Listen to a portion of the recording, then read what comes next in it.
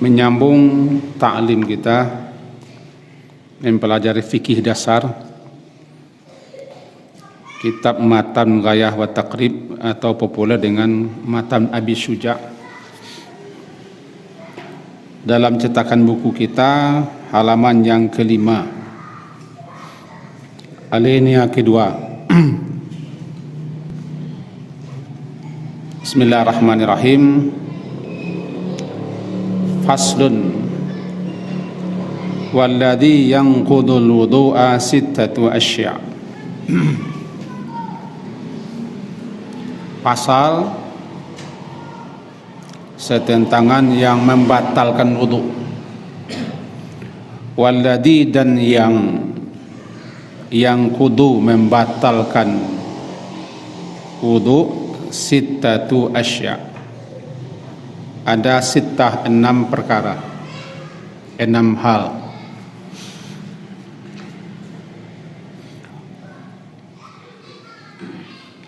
Ma kharaja minas sabilain,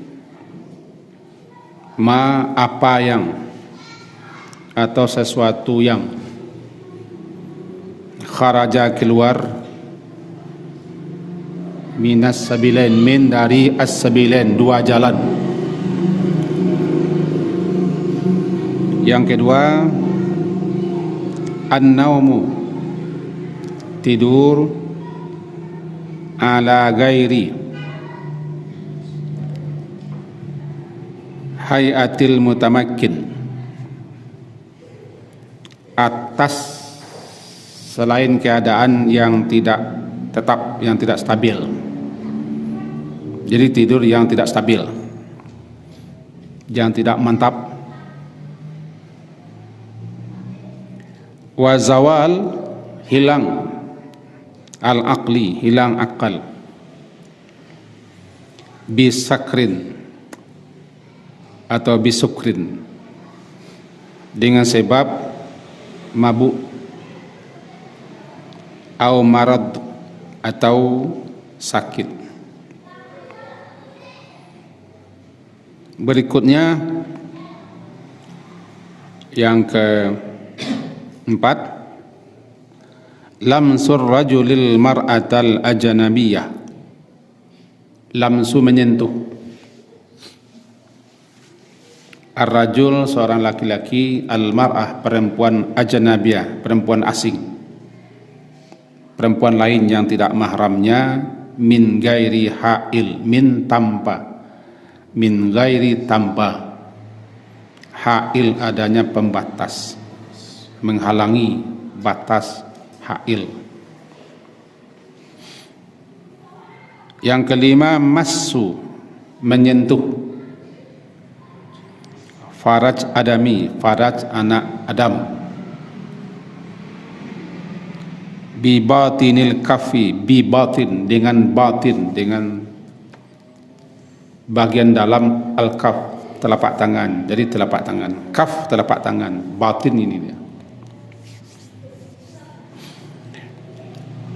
Yang keenam, massu, menyentuh halqah, seputar lingkaran dubur.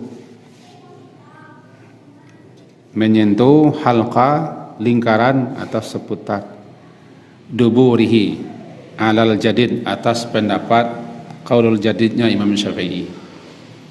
Itu artinya. Mari kita coba pahami. Dalam menjelaskan ini ada 3 buah kitab yang kita pakai, kita rujuk syarahannya, penjelasan. Salah satunya saya bawa. Yang pertama dulu.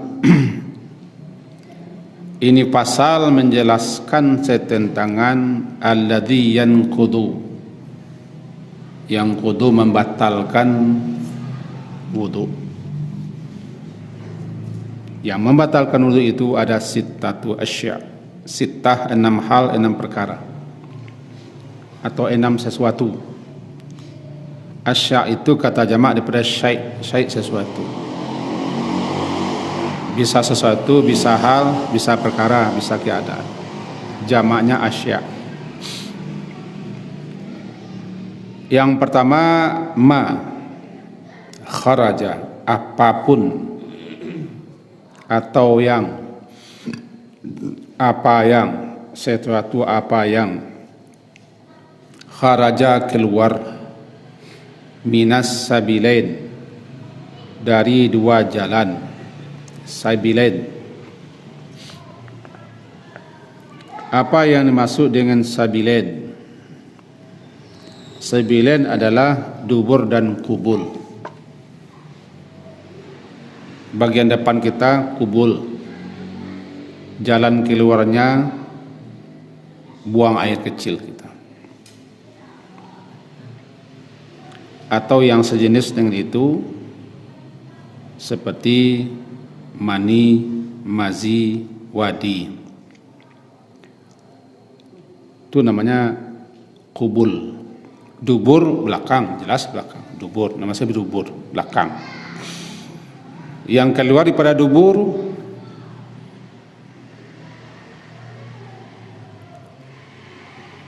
kentut, angin, buang air besar, atau lain-lain. Kedua-dua ini namanya sabilain, sabil jalan.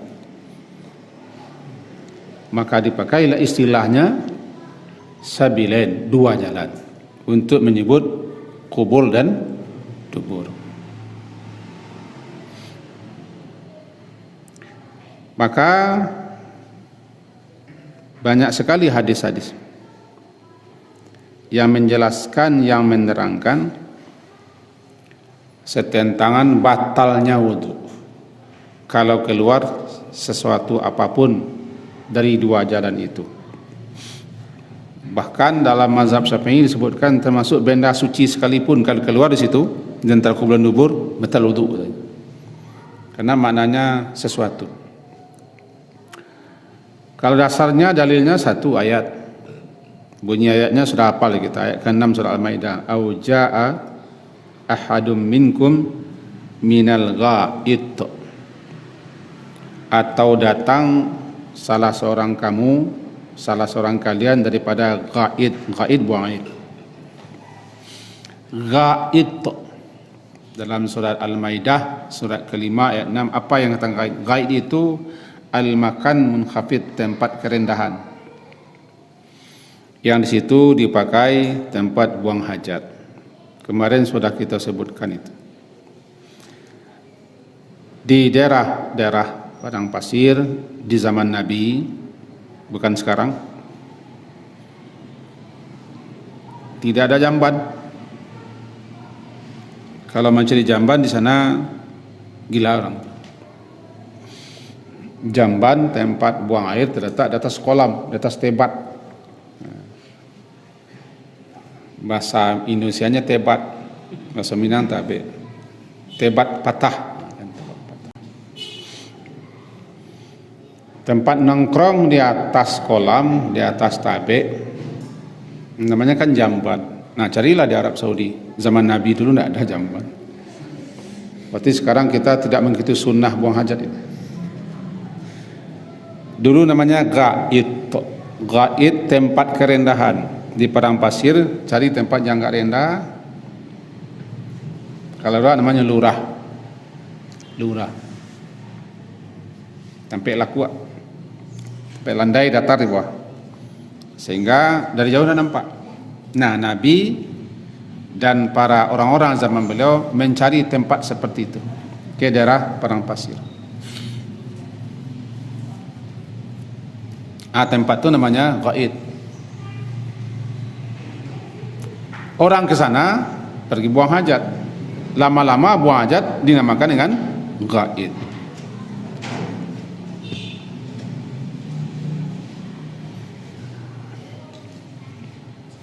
Datang daripada ghaid artinya datang daripada tempat di mana orang biasa di situ buang hajat. Itu tempat yang agak kerendahan, lurah bahasa Jawanya. Di saya lah, dengan kawan-kawan yang seusia saya, kira-kira tahun 70-an akhir lah, tahun 75 ke atas, masih SD. di negara saya lah, negara Pakasnayan Kamangbudia, itu negara metropolitan. Ketika itu jamban di kolam-kolam ada. Cuman kalau musim panas, musim kemarau, tidak ada lagi kolam yang pakai air. Bahkan kalau juga di situ itu bermunculan kuning-kuning emas. Sehingga kami pergi jauh-jauh mencari tempat sawah-sawah yang agak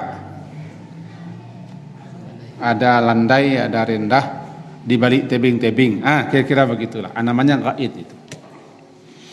Datang dari sana, datang daripada gaid. Mengapa ke sana? Buang hajat.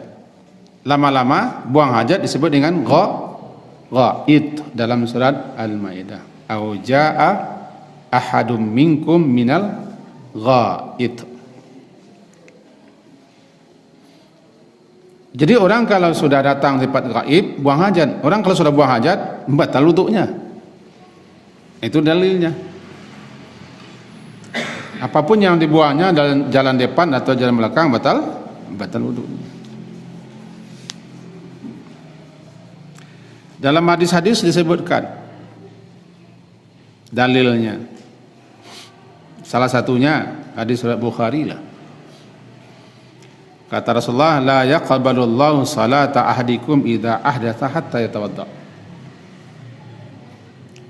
La yaqbal, Allah tidak akan menerima. Apa itu? Salat salah seorang kamu apabila dia berhadas hingga dia berwudu. Berarti hadas membatalkan wudu. Ada orang bertanya kepada Abu Hurairah yang menyampaikan hadis ini. Faqala rajulun min ahli Hadramaut, maka berkatalah seseorang dari daerah Hadramaut, itu Yaman, kepada Abu Hurairah, mal hadas ya Abu Hurairah? Hadas itu apa itu? Hadas itu apa? Jawaban Abu Hurairah, fusa atau durat, melasuh atau melampau. Itu melasuh? Enggak. Melampau?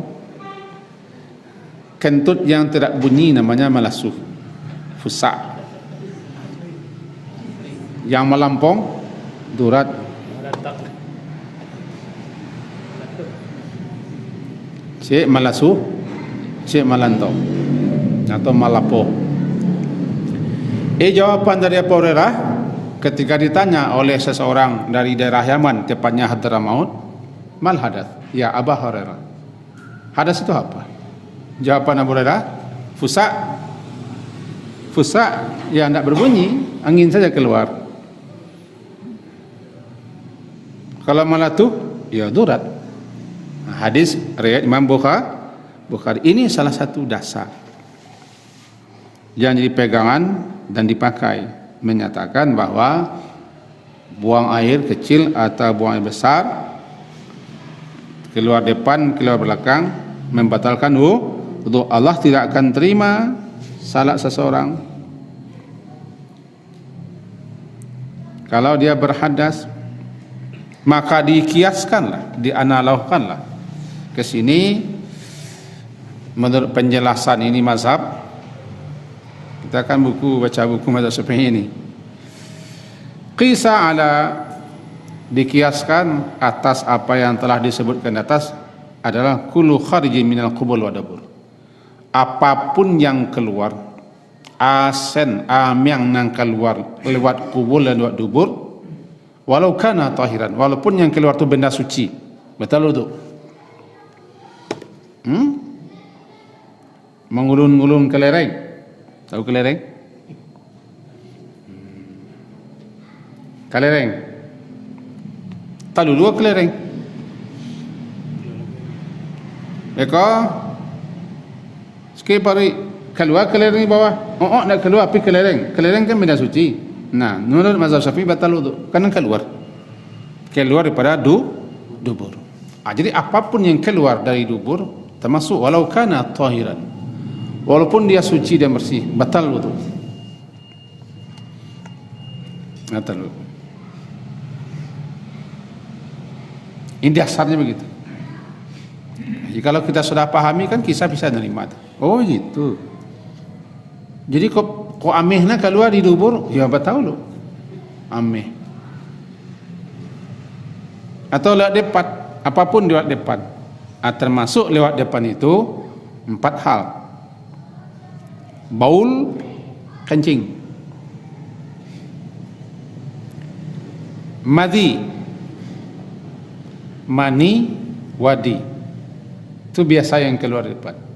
Kalau kencing, pipis sama itu, buang kecil sama itu. Berapapun besar dan muncratnya, tetap buang kecil namanya. Yang kedua mani. Mani sudah jelas. Satu yang keluar lantaran syahwat.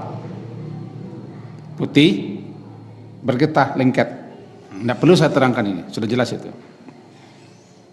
Keluarnya lantaran syahwat. Atau keluar lantaran mula'abah. Keluar dia. Keluarnya memancar. Mani. Atau lewat mimpi. Atau lewat onani. Betul itu. Walaupun ada yang mengatakan tidak betul. Di antara orang-orang, dari antara imam-imam besar kita mengikuti mazhab Syafi'i, ada juga mengatakan tidak batal katanya. Ada yang mengatakan tidak batal.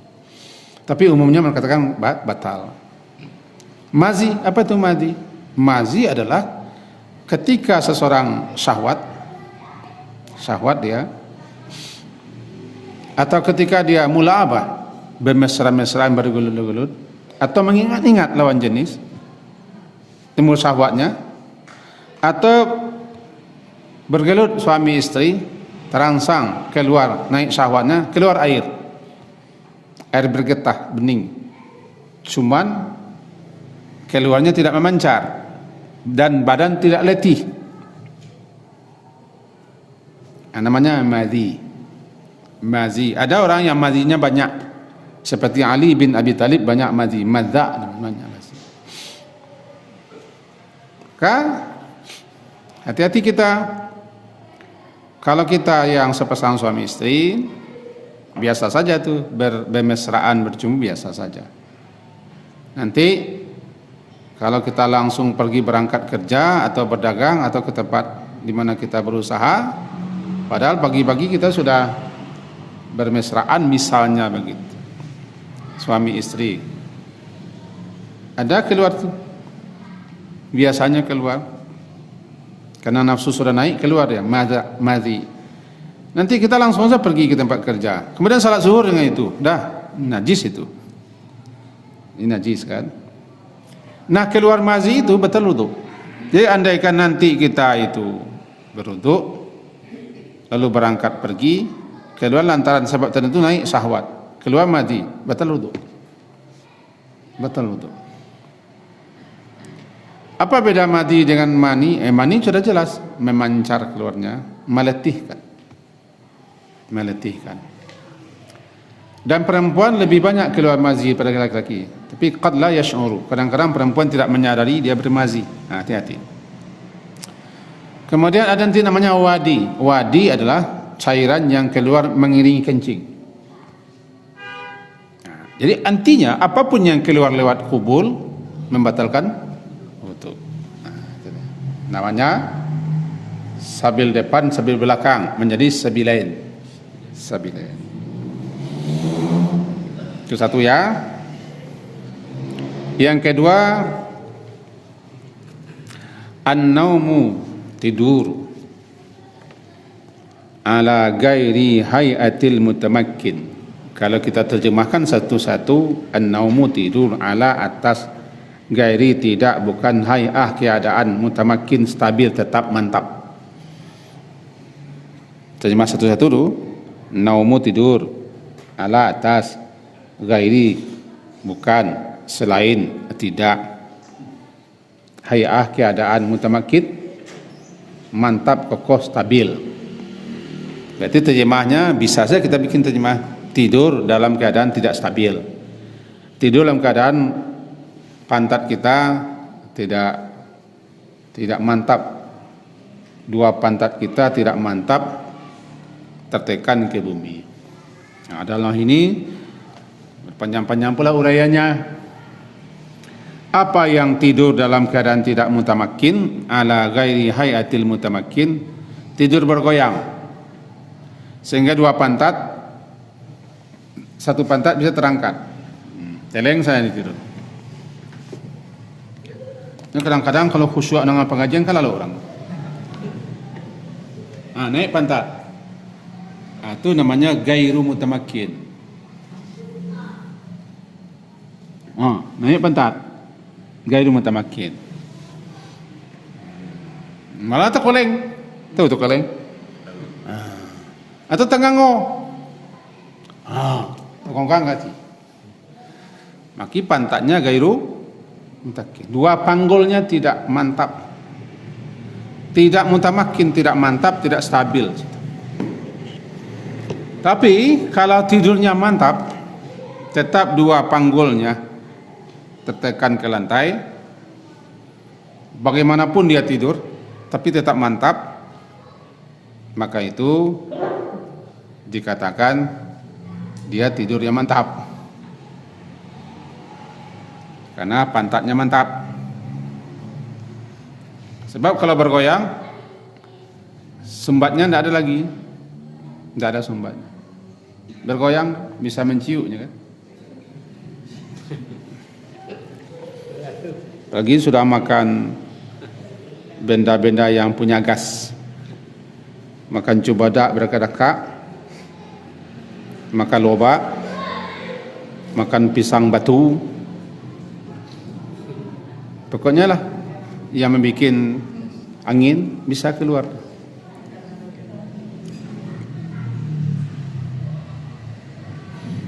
Nah, di sini dijelaskan begini, bahwa qala Rasulullah SAW dari Ali bin Abi Thalib, hadis diriwayatkan dari Imam Abu Daud, oleh Ibnu Majah, disebutkan wika usahi al-ainani, pengikat dubur wika itu pengabik. Kalau ikut karuang, ikut girbah dikabik, sehingga yang dalam tidak keluar. Wika usahi, sahi dubur. Wikanya, pengikatnya, pengabiknya, ainan dua mata. Siapa yang matanya masih nyala, tidak tidur, berarti dia masih sadar. Mata pengikat dubur, artinya selagi dia tidak tidur atau tidur-tiduran ngantuk tidak tidur, maka matanya masih bisa mengikat duburnya. Apa itu? Dia tahu kentut apa tidak kentut, melasuh atau melantok. Wikanya ada. Karena wika usahi al-ainani. Faman nama, maka siapa yang tidur sebenarnya tidur, berarti wikanya sudah lepas. Orang tidur mata tidak bedakan mengantuk dengan tidur. Orang betapapun mengantuknya, kalau tidak tidur belum mengantuk, belum tidur. Nah, orang ketika tidur lepas wika, matanya sudah tertutup, kesadarannya sudah hilang. Fal yatawadda, maka hendaklah dia berwudu. Tidur pulas. Tapi kalau tidur mutamakin, mantap, orang masih sadar, duduk dia. Bahkan ada sahabat-sahabat di zaman Nabi dulu yang tidur duduk sampai kepala lah takut-akut. Kepala itu lah takut-akut ke bawah. Kena lama dia.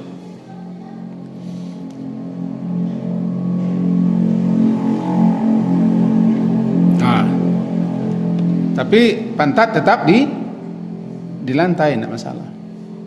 Dia kesadarannya hilang-hilang, belum pulas betul. Ketika orang sudah pulas, nah lepas wikanya. Tapi kalau dia tidur mutamakin, masih ada sumbatnya, itu masalahnya. Orang kalau tertekan ekor ke bawah, nah, sumbatnya masih kuat, walaupun matanya sudah meram-meram melek. Innamal ainan, sesungguhnya ainan dua mata itu wika usahi. Fa idza namatil ain, maka apabila tidur mata, nah istatlaqal wiqa, lepas tanggallah ikatan tadi, tanggal ikatan tadi. Jadi kesadaran, selama orang sadar, maka selama itu dia masih merasa apa yang keluar dari perutnya atau apa yang keluar daripada luar duburnya, dia masih merasa. Tapi kalau orang tidak sadar, dia tidak tahu. Tidur termasuk salah satu penyebab orang tidak sadar. Makanya zawalul aqli, lenyapnya, hilangnya akal, bisukrin, lantaran mabuk.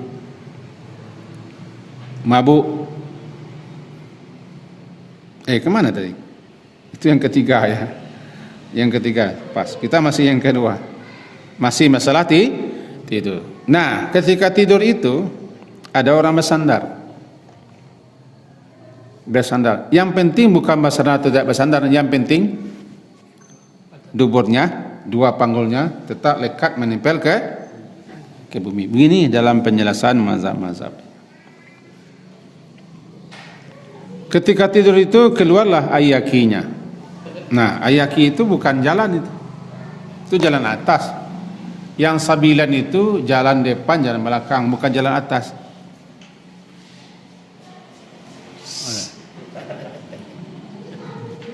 Tidak batal duduk, karena yang keluar dari atas.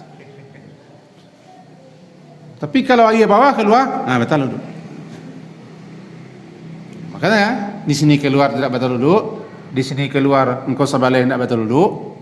Andaikan di sini juga keluar tidak batal duduk, atau keluar di sini namanya turiak dulu, tidak batal duduk. Karena dia bukan sabilen. Nah, itu jelas-jelasnya kaji. Jadi ma kharaja minas sabilen. Lalu kenapa dikatakan tidur itu membatalkan wudu? Orang tidak sadar dan dia tidak merasa. Dia tidak merasa apa yang keluar daripada salah satu dua jalan, kesadarannya lenyap. Kesadarannya lenyap. Itu tidur. Nah, jadi masalah tidur ini agak panjang juga nih penjelasan di sini. Kita cukupkan penjelasan itu karena orang sudah mulai mengacang-acami nih. Yang ketiga, zawalul aqli, zawal, hilang lenyapnya akal, pikiran. Bisukrin, dengan sebab atau lantaran karena sukrin atau sakrim dalam baca lain, mabuk, atau sebab marat sakit. Apa itu? Gini,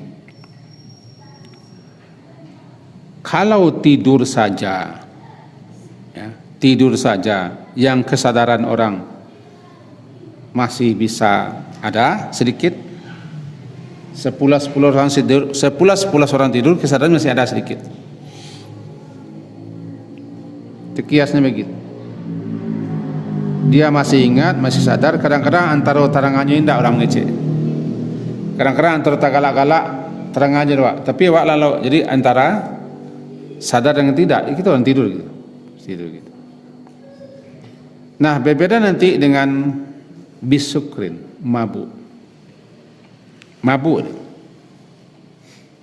Mabuk, kesadaran orang betul-betul lenyap. Betul-betul hilang kesadaran.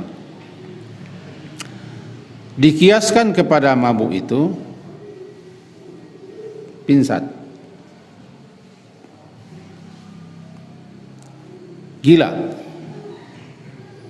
Jadi kalaulah hanya tidur bisa batal wudu, padahal ketika tidur kesadaran orang masih belum lenyap sama sekali. Hilang akal lantaran pingsan atau gila, maka kesadaran betul-betul lenyap sama sekali. Atau lantaran mabuk berat, tidak sadar lagi.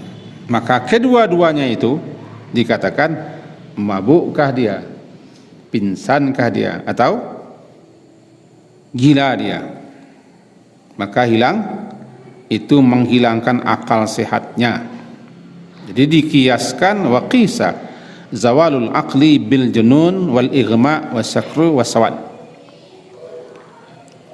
Dikiaskan, dianalogkan kepada hilang akal itu lantaran sebab gila kah, lantaran pingsan kah, lantaran mabuk kah, baik namanya qalilan, sedikit saja ataupun lama, tetap dia itu membatalkan wudu. Orang pingsan, tadi dia pingsan, sebentar pingsan dia, maka kalau dia salat duduk lagi. Saya pernah pingsan dalam salat dulu, masih ingat saya, salat subuh, dan ayat yang dibaca imam masih ingat, wala nabluwannakum bisyai' gitu-gitu, masih ingat. Barangkali saking lelahnya saya menghadiri acara di tahun 90-an, 92 ya. Sudah pindah ke sini 93, awal 93. Subuh, acara 3 hari 3 malam, karena saya masih aktif di organisasi. Salat subuh, antara ingat dan tidak ingat imam membaca wala nabluwannakum. Setelah itu saya hilang di peredaran. Terjatuh pun tidak tahu. Tapi ketika orang mengangkat saya masih sadar. Nah ketika ada kemana saya tidak ingat apa-apa lagi. Sebentar cuma, play itu sebentar. Play lalu teringat orang bicara. Nah, jadi walaupun sebentar, salat itu sudah batal, wudhu sudah batal. Tidak boleh saya lanjutkan salat lagi. Harus berwudhu. Salat subuh saya ulang lagi. Salatnya batal, tapi wudhu juga batal. Yang membatalkan salat saya adalah saya sudah keluar salat, tidak bisa mengikuti salat. Yang membatalkan wudhu, pingsan. Walaupun pingsan sebentar, memang betul-betul pingsan. Walaupun gila sebentar. Itu gila kehilangan akal, bukan gila baso, gila harato, gila kayo, itu gila itu. Orang kini banyak gila kan, gila jabatan, gila tampil, nah, banyak gila, menggilo banyak orang gini. Jadi gila di sini memang gila hilang akal, batal wudu. Karena itu termasuk sakit kan. Sakit. Lanjut sedikit lagi. Walam sur rajuli al mar'atal ajnabiyyata min ghairi ha'il. Kan sambungnya ya kan? Walamsul rajuli, lamsu menyentuh. Dalam mazhab Syafi'i lamsu ini mereka sebutkan membatalkan wudu. Dalilnya aula mastumun nisa. Lamas itu mereka pahami dengan lamsu. Lamsu itu menyentuh. Al-lamsu liman yatalazzazu biha. Menyentuh, tapi orang bisa menikmati sentuhan itu, berlezat-lezat. Terasa indah, nyaman, enak, naik syahwat atau lezat. Namanya lamsu. Lamsul rajulil mar'ah, seseorang menyentuh, laki-laki menyentuh perempuan ajnabiyah. Ajnabiyah itu perempuan lain.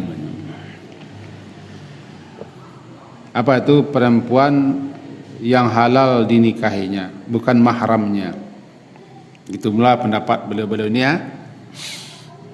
Perempuan yang halal dinikahi atau tidak dinikahi, pokoknya boleh dia nikahi. Berarti perempuan ajnabiyah. Kalau perempuan yang haram dinikahi, mahram. Dikata muhrim. Tabaliya. Muhrim itu orang di Makkah. Orang kalau membaca labbaik Allahumma umratan atau labbaik Allahumma hajan, muhrim itu. Orang yang ihram. Dia nak muhrim kau? Nak boleh kawin nyawa? Tabaliya. Mahram. Awak nak muhrim dah? Ya memang nak muhrim, awak nak di Makkah dah. Awak nak muhrim? Memang nak muhrim awak? Baru nak muhrim awak nak di Makkah. Kok di Makkah mana nak muhrim orang semua? Sebab orang yang muhrim itu orang yang telah melafazkan labbaika Allahumma di miqat pula lagi, baru muhrim dia. Kalau tidak muhrim dia, kan? Akhiram. Jadi mahram. Perempuan yang mahram, yang haram dinikahi, dikawini, kan? Dan 16 tidak salah ya. Maka bersentuhan dengan mereka berbeda dengan perempuan yang halal dinikahi, ajnabiyah. Alasan daripada mazhab Syafi'i ada sekian alasan ini. Itu makanya beliau-beliau yang berpahamkan kepada sini atau yang memahami seperti ini, dasarnya lamastumun nisa dalam Qurannya, au lamastumun nisa. Lamas itu bersentuhan. Sentuhan itu sentuhan yang bersyahwat, yang berlezat-lezat menikmati sentuhan orang, laki-laki perempuan. Karena orang bersentuhan dengan mahramnya tidak akan naik syahwat, kecuali orang gila atau orang yang sudah sakit. Dia bersentuhan dengan ibunya, naik syahwatnya, sakit orang. Bersentuhan dengan anak gadisnya, naik syahwatnya, sakit orang. Sakit orang. Jadi umumnya orang bersentuhan dengan perempuan asing naik syahwat. Itu yang batalkan wudu. Bahkan agak lebar panjang disebutkan dalam kitab yang lain bahwa meskipun bersentuhan itu sebentar, pokoknya tanpa batas. Bagaimana kalau bersentuhan dengan anak kecil perempuan? Mereka memberikan keringanan rukhsah. Keringanan rukhsah. Karena anak kecil lawan jenis kita belum akan naik syahwat, kecuali orang sakit. Karena sekarang ada orang memperkosa anak yang usia masih belum balik, usia 11, 9 diperkosa orang. Itu orang sakit saja semuanya. Ini wajar-wajar saja bersentuh. Makanya orang-orang yang memang seperti ini, dia kalau sudah berwudu dia tidak mau bersentuhan dengan suaminya. Alasannya ambu bulu. Sehingga ketika suaminya minta kunci, waden bulu kunci.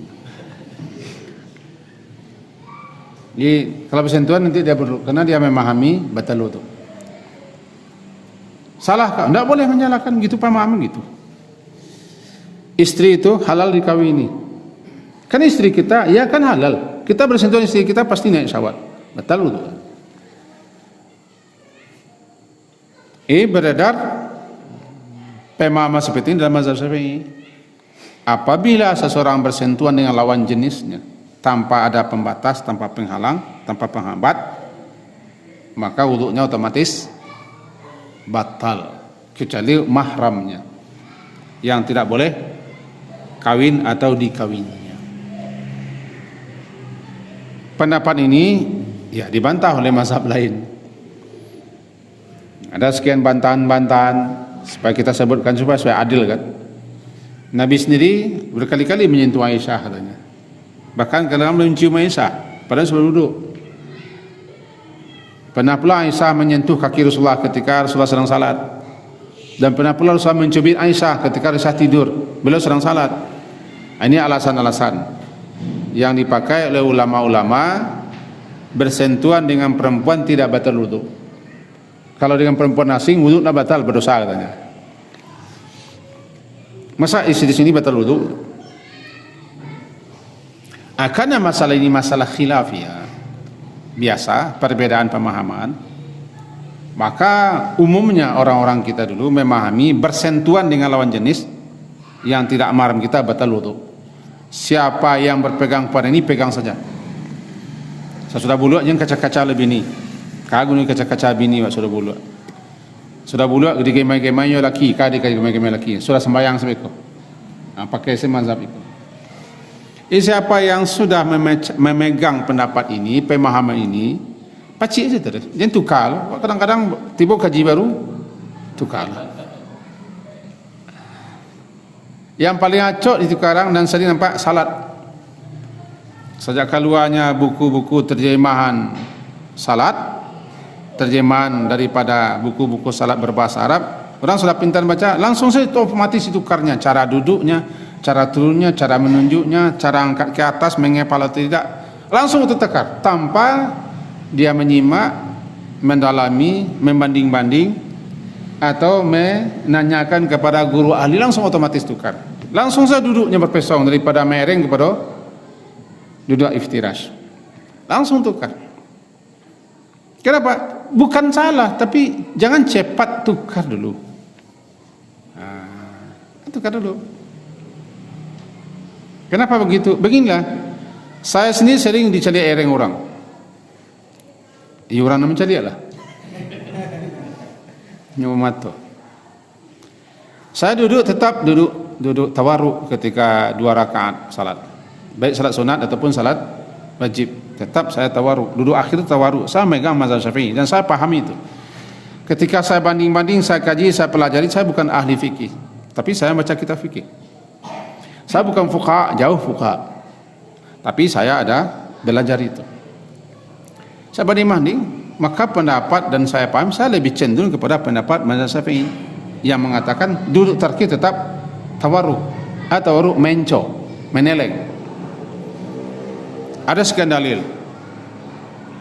Untuk itu saya tidak langsung tukar. Ada buku keluaran baru, sifat salat Nabi begini-begini, langsung dikatakannya pendapat Syekh Albani, pendapat Utsaimin, pendapat ini, langsung begini, langsung ditukarnya sekali. Ini seakan-akan nyala masalah. Ini yang saya katakan, jangan cepat sekali menyalahkan yang lama yang kita pegang. Bisa jadi yang lama itu ada dasarnya, bukan yang baru, bukan berarti tidak benar, tapi jangan cepat beralih. Nah, orang dulu rata-rata kan memahami salat itu duduk, kalau terakhir ya sudah duduknya tawaruk, kaki diselempangkan. Orang dulu memahami kalau bangkit ke atas itu telapak tangan, ini hadisnya sahih, sahih betul ini. Tidak ada yang berdebat, tidak ada yang membantah kesahihan. Ini diperdebatkan, tapi karena bukunya baru langsung dipakai ini, ayat ini tinggalkan. Ini karena kita menganggap yang lama itu salah, yang baru benar. Jadi cepat. Ini, termasuk ini menyentuh perempuan, kata buku ini, guru ini tidak batal katanya. Ya langsung dibatalkan yang lama. Orang juga dulu punya pemahaman, punya pendapat. Mazhab Syafi'i itu tidak tanggung-tanggung orang Mazhab Syafi'i. Imam besar lah. Dia juga punya alasan, punya keterangan, punya dalil-dalil. Nah, sekarang siapa yang memahami bahwa bersentuhan laki-laki perempuan termasuk dengan istri sendiri batal wudu, pegang aja itu. Tidak salah, siapa yang menyalahkan? Oh enggak, pendapat Hambali enggak batal wudu. Saya baca di kitab ini enggak batal wudu. Kalau percaya, ya pakai itu. Pegang-pegang saja, istri sudah berwudu, itu masalah. Tapi jangan orang disalahkan. Jangan cepat menyalahkan.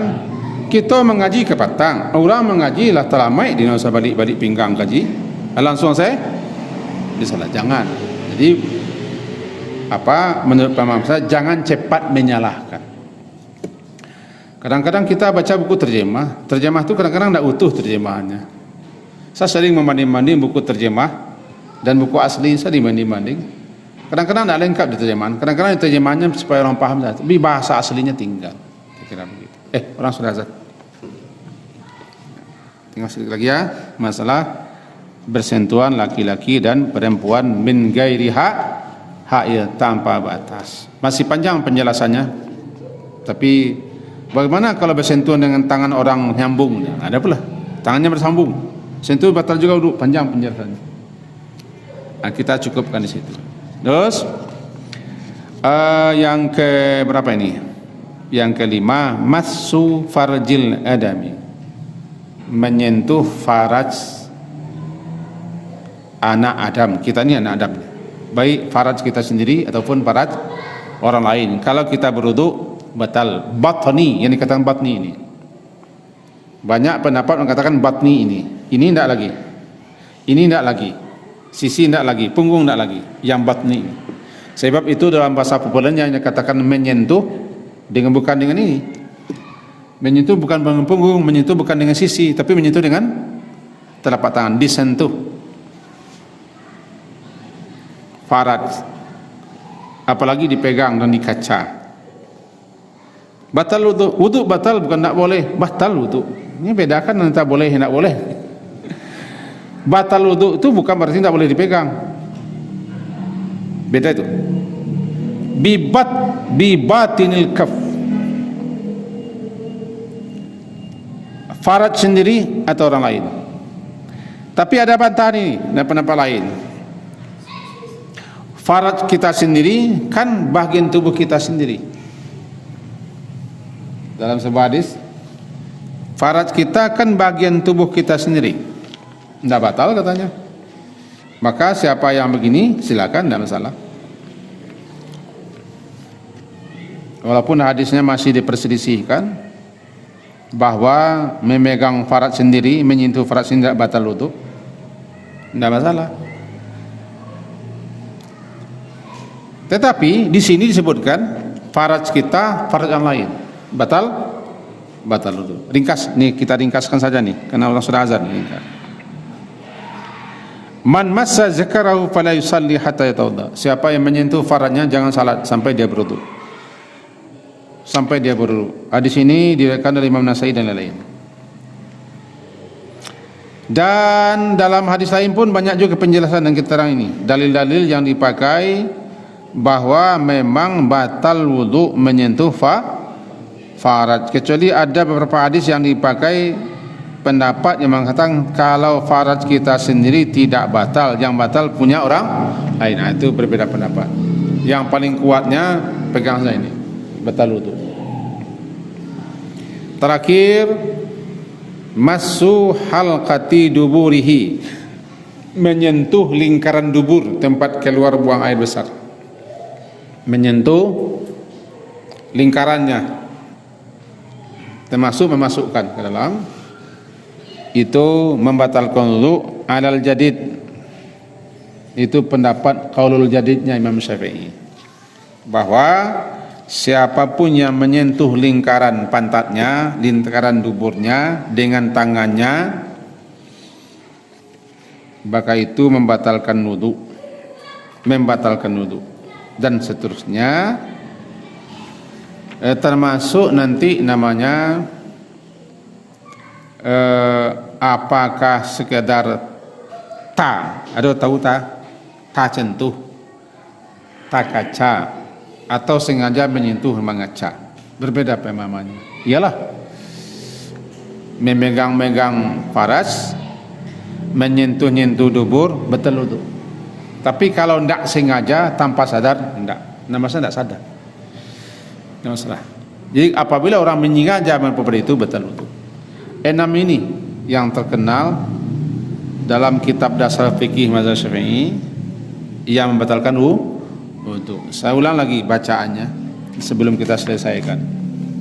Langsung dari buku asli cetakan Indonesianya nih. Fasdun, walladhi, dan yang kudu membatalkan wudu, sittatu asya, 6 hal, 6 perkara. Pertama, ma kharaja minas sabilain, ma kharaja apapun yang keluar dari dua jalan sabilain. Yang kedua, an-naumu, tidur, ala gairi, atas keadaan yang tidak stabil, gairi hayatil mutamakin, tidak stabil, tidak tetap, tidak mantap, pantatnya atau panggulnya tidak menempel ke lantai. Wazawalul aqli, hilang lenyapnya akal kesadaran, bisakrin, di sini bisakrin, lantaran mabuk, dengan sebabkan mabuk atau lantaran sakit, termasuk ke dalamnya pingsan, gila. Yang ke seterusnya, lamsur rajuli, menyentuhnya seseorang, tentu termasuk memegang nih, mengaca menyentuh seseorang, almar'ah, perempuan asing, ajnabiyah, Ajnabiyah ini perempuan asing yang tidak mahramnya, min gairi, tanpa hail, tanpa pembatas, tanpa penghalang. Yang kelima, mashu, menyentuh faraj al-adami, adami anak Adam kita, baik faraj sendiri ataupun faraj orang lain, bi batin, dengan telapak kaf tangan. Ini kaf namanya. Ini kaf. Ini kuat, kuat namanya. Kuat. Kuat. Siko ke bawah namanya kaf. Aku batinil kaf. Ikut telapak. Aku sisi namanya. Jangan kita telapak. Si. Selanjutnya, wa mashu halqati duburihi, menyentuh lingkaran duburnya, alal jadid, atas pendapat qaulul jadidnya Imam Syafi'i, dan ini yang paling kuat. Selesai itu. Syukran ya Rabbi, syukran, hadaita qalbi, syukran.